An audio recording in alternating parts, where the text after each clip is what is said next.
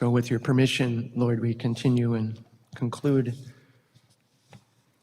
I wanted to just talk about being a witness of hope and joy.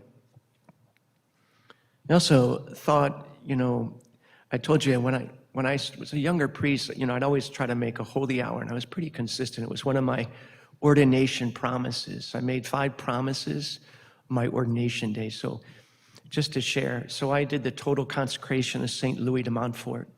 And then I did it many times, but then I concluded right on my ordination day is when I made another consecration. You might consider to do that as deacons or priests.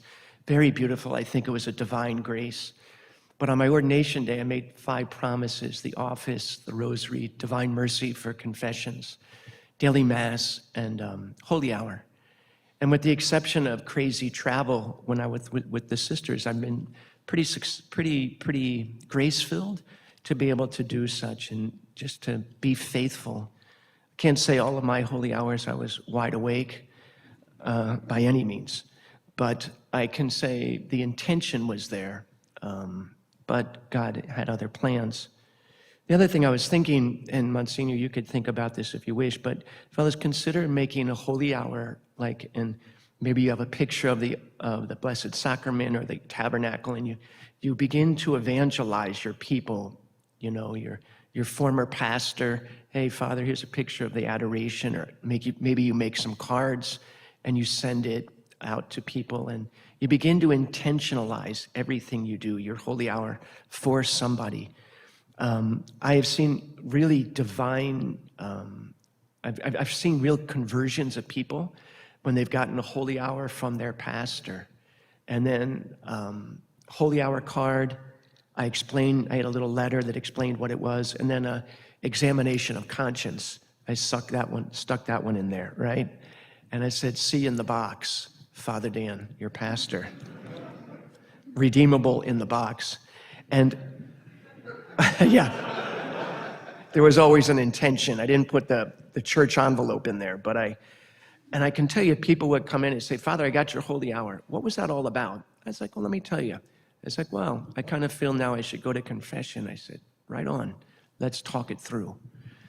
And Father Swink, a good friend of mine, he'd always do, sometimes if he's really tired, he does walking confessions outside. He's got his stole on, and a lot of guys like, I don't want to sit. And he's like, let's take a walk.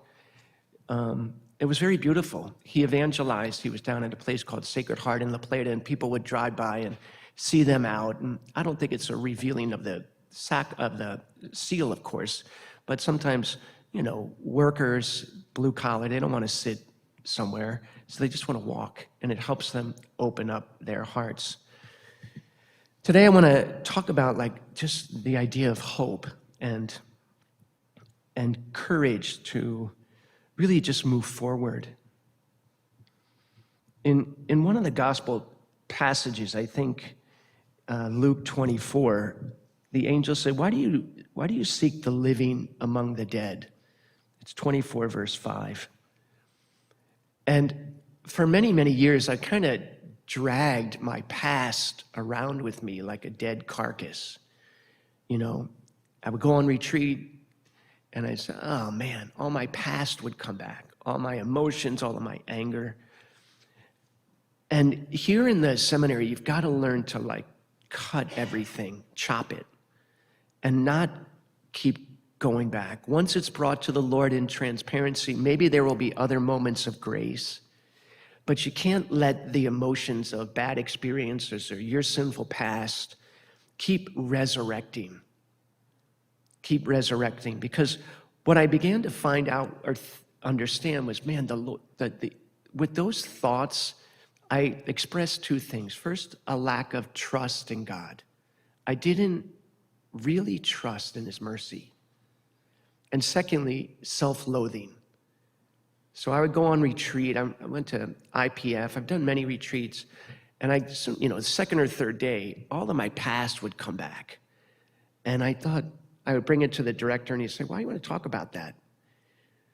If you found those things coming back, try to make a resolution I'm going to bury those. Maybe there's a grace in it. Maybe there's a grace of humility.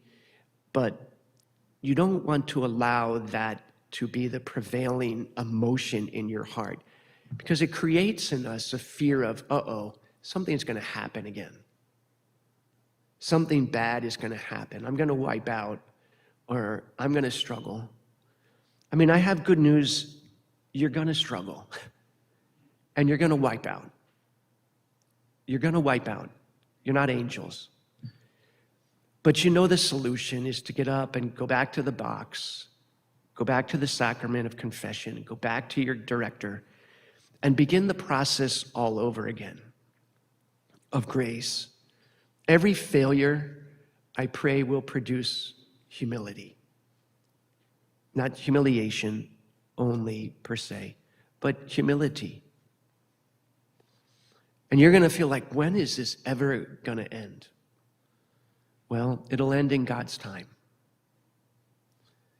But if you continue to struggle with stuff, if you continue to have trials, I think sometimes it's just a way for us to doubt the calling.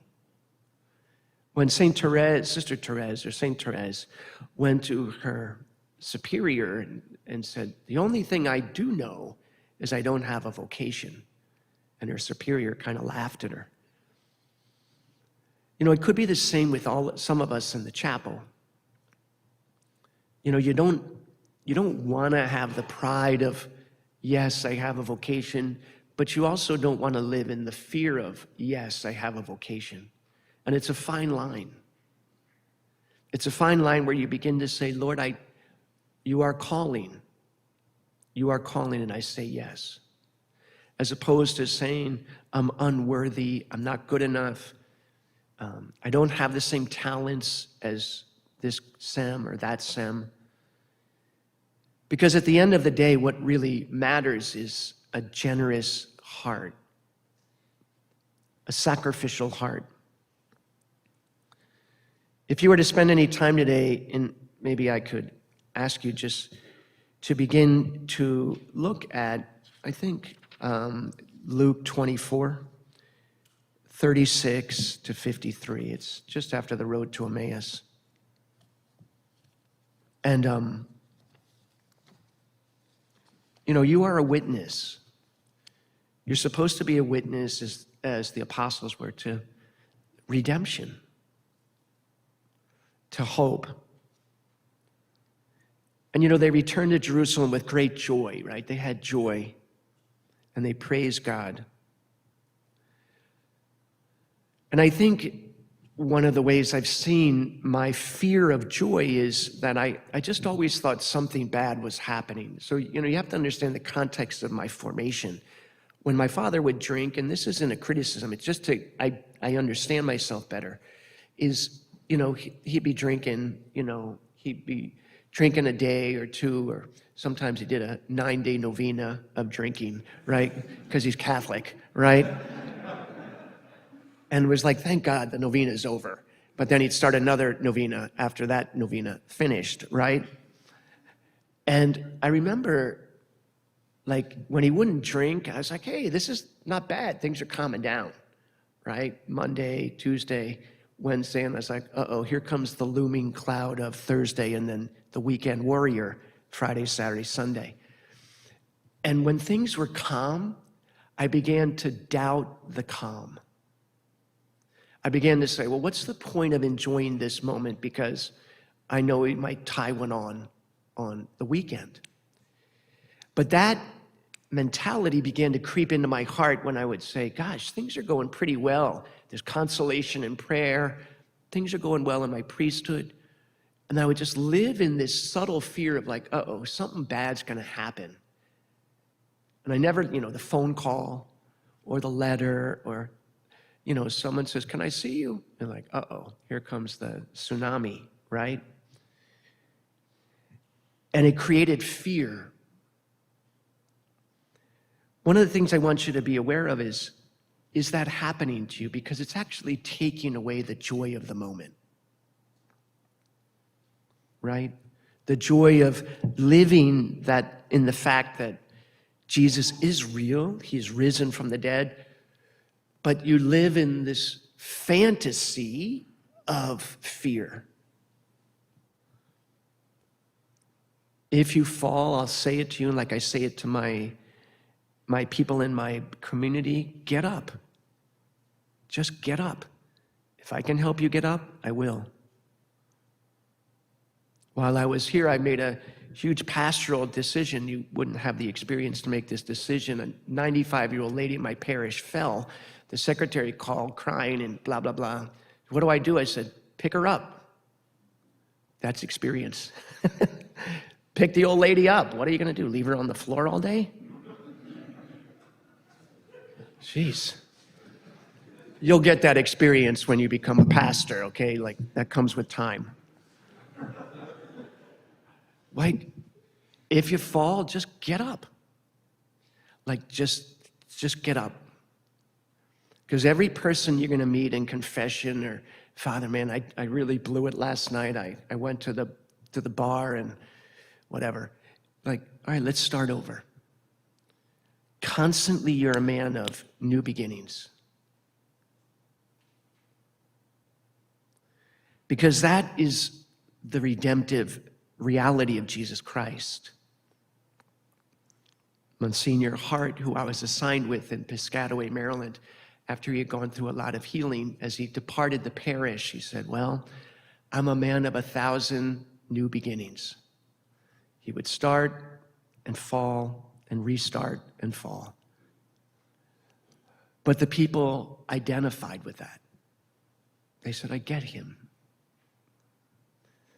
Your failures and your struggles will only weigh you down as long as you self-loathe and have an inability to say, man, I really blew it. Sorry about that.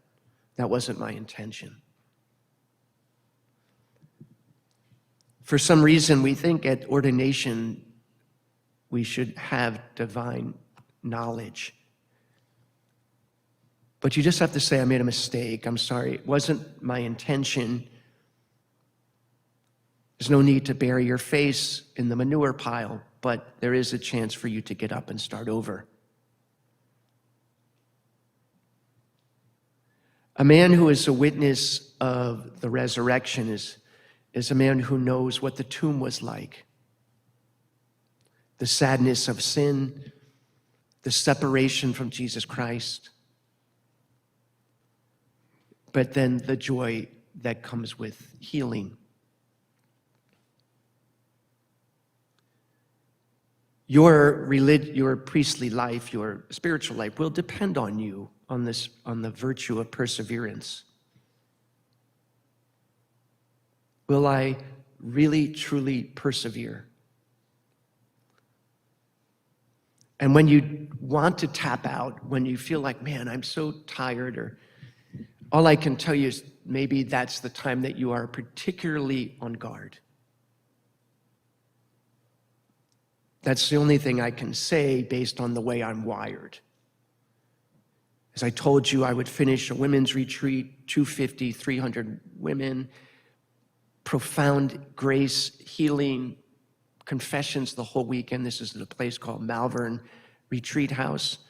And no sooner would I get home than either I would go in desolation or some form of oppression. And the only thing I could do is actually go into the chapel and pray. I didn't want to eat a lot because I didn't want to wake up that sense. I didn't want to take a 25-minute hot shower just to clean and soften my muscles from everything I had gone through. I had to be actually just the opposite, more on guard. That's really what the Lord is going to teach you is in this time in the seminary is self-awareness. And if you find yourself wavering, like, well, maybe, I don't know, I'm not sure. Once you begin to fantasize with the other side, you're opening up temptation. Commitment is commitment. And we know that many people are struggling in our culture with commitment. You might be children of a divorce. There is a new program out there, maybe you folks have heard it, called Adult Children of Divorce by Dr. Dan Miola. He does a fine job in clinically and spiritually showing the effects of adult children of divorce. And maybe you've already heard of that. I actually work with them. So you have to recognize that I do means I do. But I do also means I don't. I don't drink a lot. I don't think of myself as without sin. I don't do something as well. Some of you, I would recommend, just generally, if I remember sitting in those pews, stop looking back at the past. Don't be like Lot's wife, because then you just become empty and stale. Believe me, I have spent the last 3 years with women who somehow have this capacity to resurrect something that happened many, many years ago, like it happened 5 seconds ago. I say, stop, sister. I've already talked about that ad nauseum. Let's move on. Adelante. Let's move forward. If you always find yourself just looking back, it's something that you really have to ask the Lord, does this come from you? Or is it just my internal conversation to doubt you? Let my people free, Moses cried out. Well, I would say the same with many of us. Let yourself be free. Because all we can end up doing in that interior conversation is coming out sad and isolated. One day I gave a talk on abortion, a homily, at a Sunday Mass, and people were fired up. They said, thanks, Father. But of course, one person got my face mask. And I remember at the end of the day, out of all the thumbs up I got, the only thing I remembered was the thumbs down.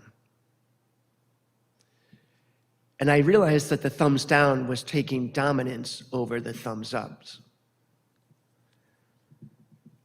And thanks be to God, I would go to the chapel and things like that. But I think that sometimes that we then live in that. And so every time I would talk to some of my brothers, like, yeah, I preached this pro-life homily. I brought the hammer, talking about the child and protecting the baby. I was like, yeah, and then this person got in my face. And I noticed I began to change as I talked about it. This emotion took over. Like her emotion had creeped into me. So my brother priest said, look, don't worry about her. I mean, pray for her. But he said, stop robbing this moment of grace. And we were eating lunch or something. He said, stop robbing the moment and just let's talk about the movement of God and not just somebody that's fired up at you. Brothers, don't bring up nonsense when you're in a spiritual encounter. Because you will begin to see that it actually steals the communion that exists between you and that couple or your brother, priest or seminarian. Everybody can talk about something negative in their own lives or their church, but do it in a way that isn't just gossipy and just judgy. My point is that those are moments of restoration and grace, and God will bring them along. We know that the universal call of holiness is for all of us, but it's not the universal call to mediocrity. And so it is a process of fighting. It is a process of overcoming yourself because you are not born as holy as you think. I could say, and maybe this is incorrect, all of us have the same grace that every canonized saint had, the baptismal grace. Now it's just what we do with it. Actualize the grace. It will take blood and sweat and, dare I say, tears. But therein lies the joy. Therein lies the joy that what God is asking of each of you is, yeah, I'm going to fight. My baseball coach said, even if you strike out, swing as hard as you can. It's true. You have to be desiring to swing as hard as you can. As you've heard me say, I think that the poor will be a great guide for us. It certainly has been for me. There's a capacity that the poor of spirit and the materially poor have to draw us out of ourselves to be real instruments of healing for them. Begin to pray to have a missionary love for the poor.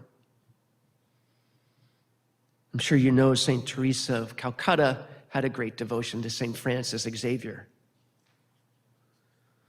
Well, I would say that maybe Father Rother might be someone for all of you. A diocesan guy who hit the dirt road to Guatemala. And what you will begin to realize is that the power of Jesus Christ working through you with the foundation of regular prayer. And I rise again the next day to begin the work of salvation of souls. There's nothing to be discouraged about. It's much bigger than us. But that's not what God calls us to do. He just says, will you be faithful and generous? One holy soul can change a parish. And that's what each of us is called to be. But you have to do it with joy, and you have to recognize that your call when you enter the sacristy at a mass, when you're in a parish, your secretary, everybody, that's all mission field that you have to try to draw back to you. Because what you want to be able to do is to evangelize them, and they in turn will evangelize others. You may know, but don't take anything for granted. Your school principal or your teachers, even people that are on your finance council. Maybe they go to church, maybe they don't. Maybe they make confess, maybe they don't. All of those are moments of grace. And so that's where you begin to talk about the communion of hearts. That's where you begin to say, your heart as a priest is to form them in holiness. Because then they will understand really what Father's goal is and what their goal is. Their role as a layperson is to also become holy and unite with the pastor in forming a place of peace and grace in the parish.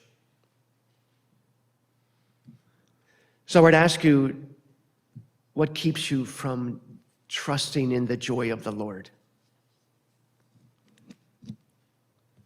In reading Luke's Gospel 24, 36 to 53, I ask you just, and you may do it this morning or maybe later today, do I really question over and over, why are you troubled? And why do questions keep rising in your heart? And he says, look at my hands, look at my feet. It's I. A spirit doesn't have this. The Lord is constantly presenting himself to us in a tangible way. But some of us, we can easily just keep looking for the opportunity to doubt him. Simply because you sin doesn't mean you doubt. It just means that you're a sinner. When I was a young seminarian, I was a believer, but I was a sinner. Father Gaffney said to me one day, he said, Danny, just because you sin doesn't mean you don't have faith. I said, yeah, but if I have faith, I wouldn't sin. He said, that's not true. Just be a faithful man. You will also encounter many struggles and trials, and every time you do, say, I believe, Lord, help my unbelief. In one of the classic lines at the Mount, we were out on the porch there. I was thinking about this today, but I don't know if I was thinking about it. It came to my mind. And we used to walk over to what you now call the Patriot Center, and there were steps that would go down this little hill in front. And that was not the rugby field. That was just an all-purpose field, baseball, whatever, frisbee. But there was a well-worn path by the seminarians going over to eat and come back. And we were out there, and we had just finished a rector's conference, a spiritual director's conference, and Father Gaffney looks out, and there are about 20 of us, and there are all these girls out on blankets, kind of sunbathing, kind of not. I don't know what they were doing. I didn't see them. And I'm like, oh, man. And I was turning to him. I was next to him because, he was an old Army chaplain, and he goes, gentlemen, look out for the minefields. And he just laughed. You will have minefields. Those minefields will come at you, and they will be right along the path. I said, Father, man, there's a huge field. Why do they got to line up like right along the food line, like the dirt path? He's like, that's what the enemy does.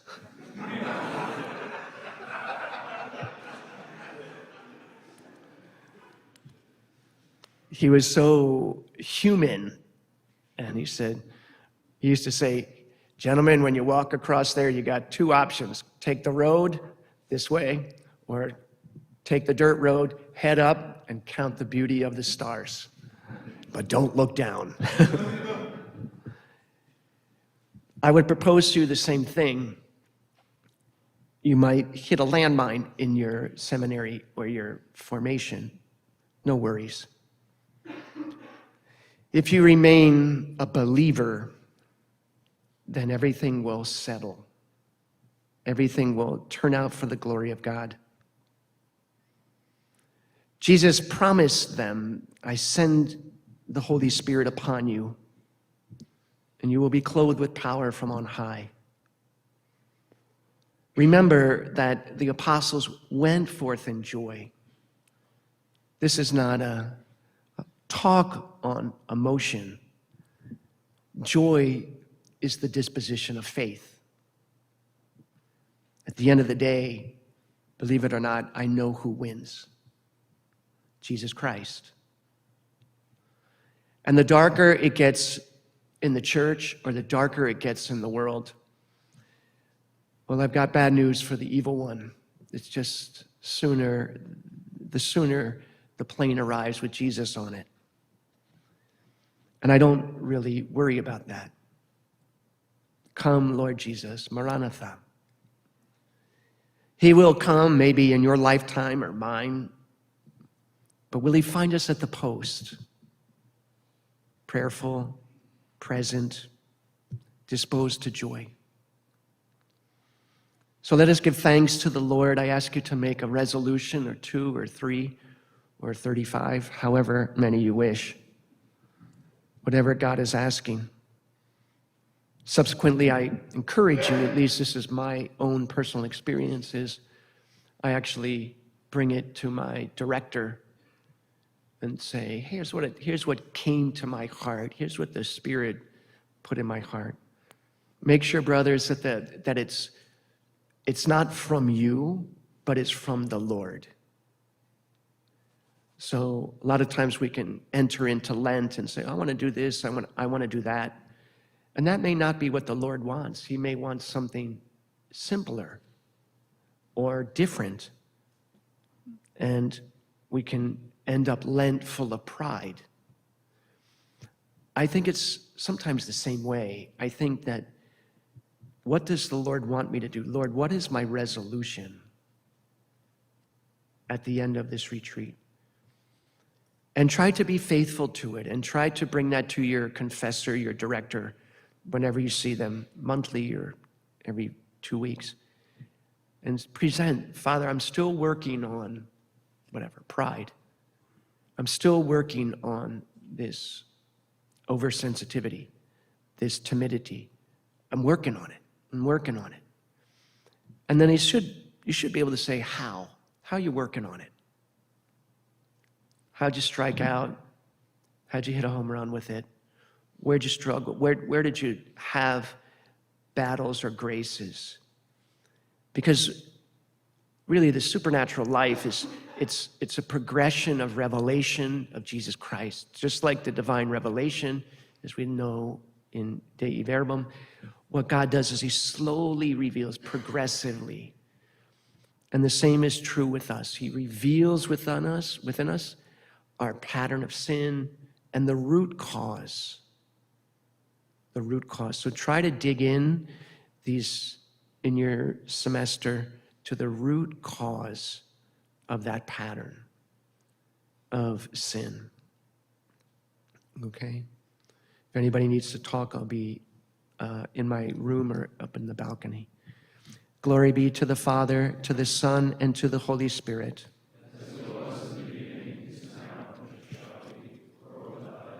Our Lady, Virgin of the Poor, Saint Joseph, Saint John Vianney. Next week, I forgot to bring him. Kevin Wells wrote a book called Priest and Beggar. It's the life of Venerable Aloysius Schwartz. His cause hasn't really moved forward. His work is extraordinary. He's a DC guy, as I told you, and he got care. The sisters care for about 19,000 kids throughout the world. And he's really an extraordinary man of sacrifice. He's a great model for priesthood. So I'll send up a book if you want one. You can have one. And then if there's any further information that you need or any way I can help, I'll give my contact of Monsignor Cummings, and you can post it if you wish. Or Father Dan, do you have any more books on Father Al? I'd like to read. He went to Belgium, so he's at that time in the 50s and 60s. Belgium was really one of the centers of Catholic seminaries. It was highly respected, but it was progressive. And, at that time, before Vatican II, I was assigned with a priest, and he said, yeah, when I went into the seminary, we didn't even know what a breviary was. He got ordained. I said, did they even teach you a breviary? He said, no, this is Monsignor Hart. He used to laugh about it all the time. He said, yeah, they didn't even teach us what a breviary was. We thought that after Vatican II, celibacy was going to be optional. And, there's a lot of older holy guys that had no formation. And they're really pretty amazing because somehow, they didn't know anything about the spiritual life, but they fought and they persevered. So sometimes those old guys might be a great source of inspiration for you, and just to listen. Hey, Father, what's your formation like? What was this like? I mean, they didn't wear collars. Monsignor Hart, the funniest thing, he said, yeah, I went to celebrate Mass, my first Mass, in a shirt with puka beads hanging around my neck. I said, what are puka beads? He's like, oh, it's kind of the popular thing in the 70s. You wear these beads around your neck. I said, how did you persevere? He said, only the grace of God. He said, and he subsequently became the Cardinal Secretary, Cardinal Hickey. He's a brilliant man. He's still alive. Brilliant. He said, no one ever taught me the supernatural life. So remember that. You've got a good foundation, but you got to use it. Okay. God bless you.